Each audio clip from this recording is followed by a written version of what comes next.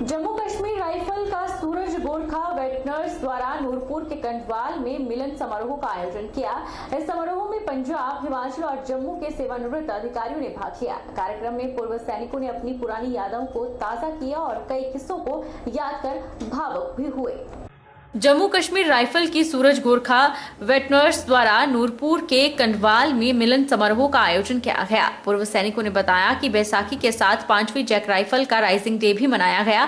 पूर्व सैनिकों का कहना है कि 21 वर्ष बाद यह लोग मिल रहे हैं और अपने सेवाकाल में बिताए गए पलों को याद कर रहे हैं। पूर्व सैनिकों का कहना था कि इस तरह के कार्यक्रम से पूर्व सैनिकों को अपने साथियों से मिलने का मौका मिलता है, साथ ही देश और प्रदेश के हालातों पर भी चर्चा की जाती है। लोग मिला, पुराने मिले हैं। आज बहुत खुशी हुई है ये इन्होंने ऑर्गेनाइजेशन किया है इसके बारे में कि बहुत पुराने जितने भी सीनियर सिटीजन हैं सब यहाँ पे आके आपस में मिले हैं और वही पुरानी यादें हमें चाहिए। इससे ज़्यादा सबको मैं शुभकामनाएं देता हूँ। अच्छी स्वास्थ्य रहें, खुश रहें और खुशी रखें सभी। अभी आज का जो मकसद है सूरज गोरखा, एक तो बैसाखी है, नंबर 2 जो है हमारा रेजिंग डे है, नंबर 3 जो है ये पर्व भी है और हमारा इकट्ठे होने का मकसद जो है एक दूसरे के हालात जानना है। ये एक बहुत ही मैं ये से कह सकता हूँ कि बहुत भाग्यशाली दिन है कि आज हमारे सभी वेटरन एक सूरज गोरखा के नुमाइंदे जो है वो इकट्ठे हुए हैं। इससे बड़ा पर्व जो है वो और कोई नहीं हो सकता है। मुझे बहुत खुशी है। भारतीय जनता पार्टी के जिला प्रवक्ता रोशन ठाकुर ने राष्ट्रीय अध्यक्ष जेपी नड्डा के दौरे को सफल करार दिया। उनका कहना है कि न तो नड्डा यहां नुक्कड़ सभाएं करने आए थे और न ही जनसभाएं। वह तो 4 राज्यों यूपी, उत्तराखंड, मणिपुर और गोवा में प्रचंड जीत की खुशी अपनी कर्मभूमि सदर की जनता और पुराने साथियों के साथ मनाने और उनसे संवाद करने आए थे। अगर राष्ट्रीय अध्यक्ष यहाँ कोई जनसभा करेंगे तो हजारों नहीं बल्कि लाखों की भीड़ जुटेगी।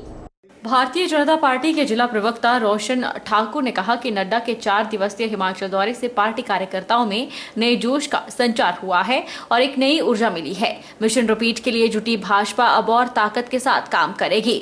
उन्होंने विपक्षी दल की टिप्पणियों पर प्रहार करते हुए कहा कि नड्डा कोई आम व्यक्ति नहीं बल्कि दुनिया की सबसे बड़ी पार्टी के मुखिया हैं और जिन कांग्रेस नेताओं की कोई हैसियत नहीं है वह उनके बारे में अनाप-शनाप बयानबाजी कर रहे हैं। यह उन्हें शोभा नहीं देती।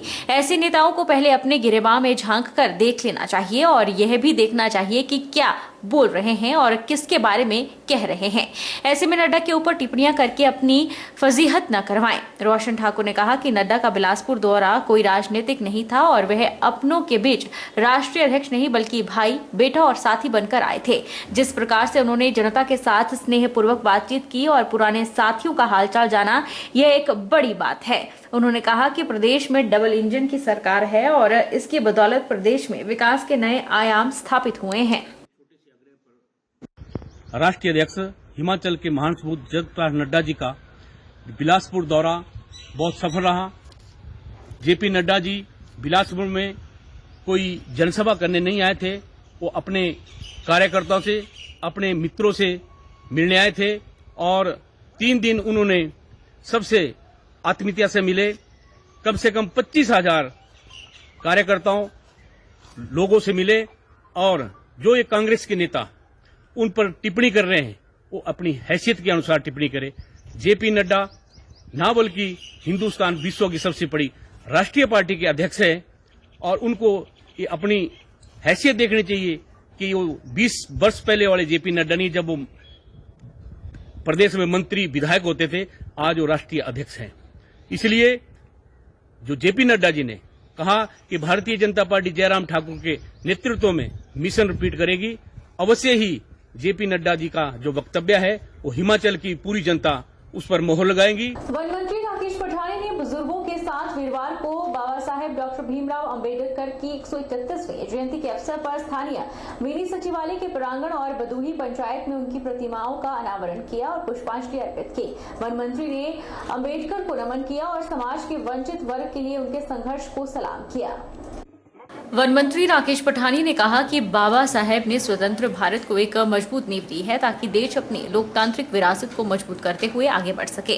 उन्होंने कहा कि समाज के वंचित तबकों को मुख्यधारा में लाने में उनका संघर्ष हर पीढ़ी के लिए मिसाल बना रहेगा। उन्होंने युवाओं से डॉक्टर भीमराव अंबेडकर के जीवन और विचारों से सीख लेकर उनके उच्च आदर्शों को अपने जीवन में अपनाने और एक मजबूत समृद्ध राष्ट्र के निर्माण में अपना योगदान देने का आह्वान किया। आज बहुत बड़ा दिन है, बाबा राव अंबेडकर की जयंती है। जिस व्यक्ति ने 33 डिग्रियां प्राप्त की, 9 विदेशी भाषाएं वो बोल सकते थे, इस देश के कॉन्स्टिट्यूशन का निर्माता के रूप में आज भी इतने वर्षों के बाद कुछ अमेंडमेंट्स आई हैं उस संशोधन में के रूप में, और आज ये इस देश को कोई चला रहा है तो हमारा इस देश का संविधान चला रहा है, जिस संविधान को लिखा था बाबा अंबेडकर जी ने। गरीब परिवार से आए थे, स्कॉलरशिप के ऊपर पढ़ाई की, विदेश जाने का मौका मिला, डॉक्टरेट डिग्री करने का मौका मिला, और 11 से ज्यादा सब्जेक्ट में पीएचडी थे और 33 डिग्रियां उन्होंने प्राप्त की थी, 9 विदेशी भाषाएं ये बोलते थे। ऐसे शख्स कोई आम इंसान नहीं हो। भाजपा के वरिष्ठ नेता और नाहन के विधायक डॉक्टर राजीव बिंदल ने जिला मुख्यालय नाहन में करोड़ों की लागत से बनी बहुमंजिला पार्किंग का उद्घाटन किया। इस दौरान विधायक ने मुख्य बस अड्डे में स्थापित की गई संविधान निर्माता डॉक्टर भीमराव अंबेडकर की मूर्ति का अनावरण भी किया। मुख्य बस अड्डा परिसर में बनाई गई बहुमंजिला पार्किंग निर्माण पर करीब 5 करोड़ की राशि खर्च की गई है। विधायक राजीव बिंदल ने कहा कि संविधान निर्माता के जन्म दिवस पर यह दिन नाहन विधानसभा क्षेत्र के लिए बेहद खास बन गया है।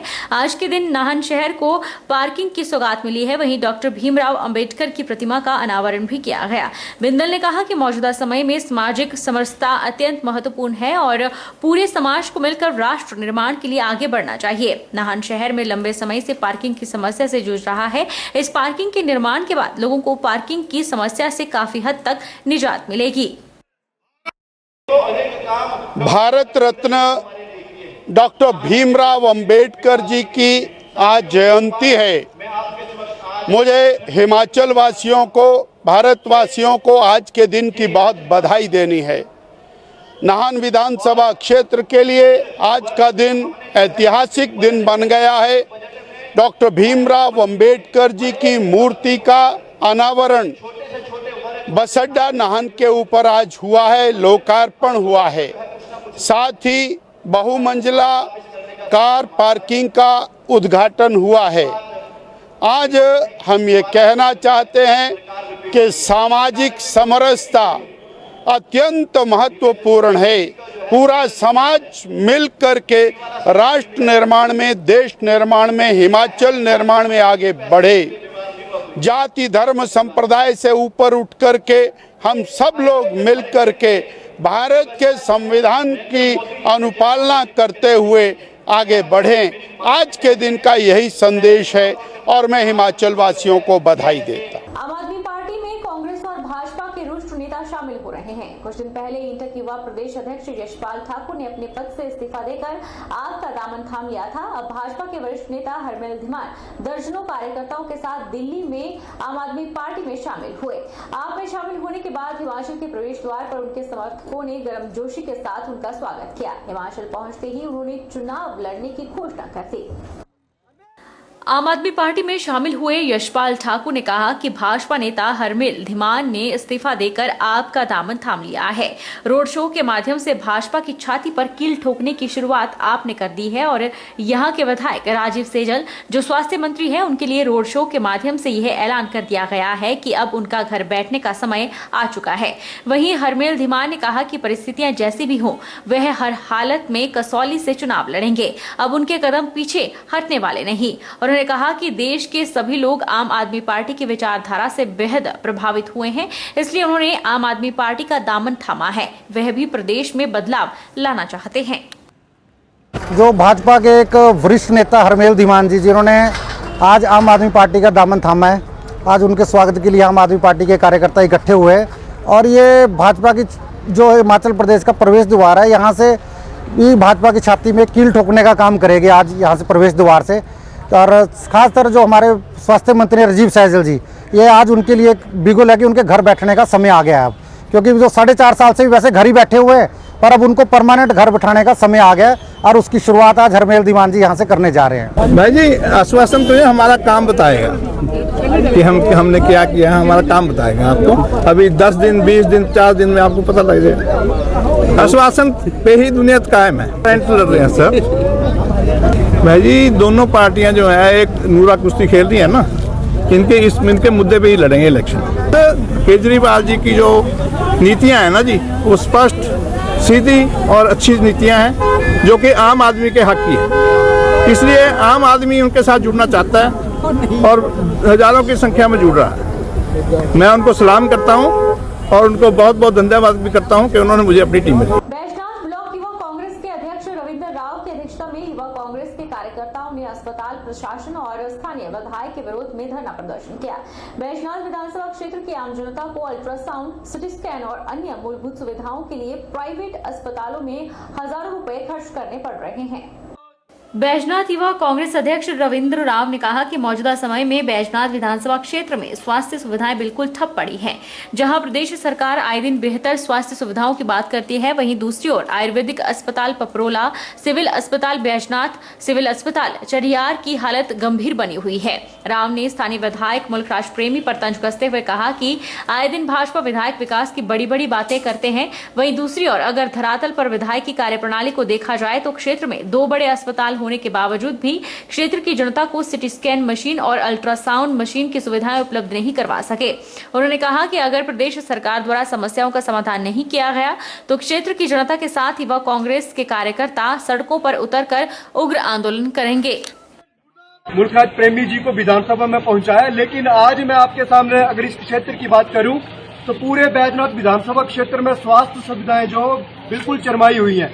पूरे विधानसभा क्षेत्र में 2 बड़े अस्पताल हैं, चाहे मैं बात करूं सिविल अस्पताल बैजनाथ की या आयुर्वेदिक अस्पताल की। मात्र यहाँ से रेफर अस्पताल जो है इसको बना दिया गया है। अगर यहाँ की किसी महिला को अपना अल्ट्रासाउंड, सिटी स्कैन या अन्य कोई टेस्ट करवाने हो तो उनको जो है टांडा मेडिकल कॉलेज या अन्य कॉलेजों में स्थानांतरण किया जा रहा है। वही हालत जो सिविल अस्पताल बैजनाथ का है उसकी है। वहाँ पर भी ना कोई अल्ट्रासाउंड की सुविधा है क्षेत्र की जनता को, न सिटी स्कैन की सुविधा है। हमने पहले भी सरकार के समक्ष इसी महाविद्यालय के परिसर के बाहर ये आवाज उठाई थी कि इस क्षेत्र की जनता का जो है इस अस्पताल में सिटी स्कैन की सुविधा उपलब्ध करवाई जाए, अल्ट्रासाउंड की सुविधा उपलब्ध करवाई जाए, लेकिन सरकार और अस्पताल प्रशासन के कानों में जो है जूं तक नहीं रेंग रही है। वक्त चला है एक छोटे से ब्रेक का। ब्रेक के इस बार फौरन लौटेंगे, आप बने रहिए हमारे साथ।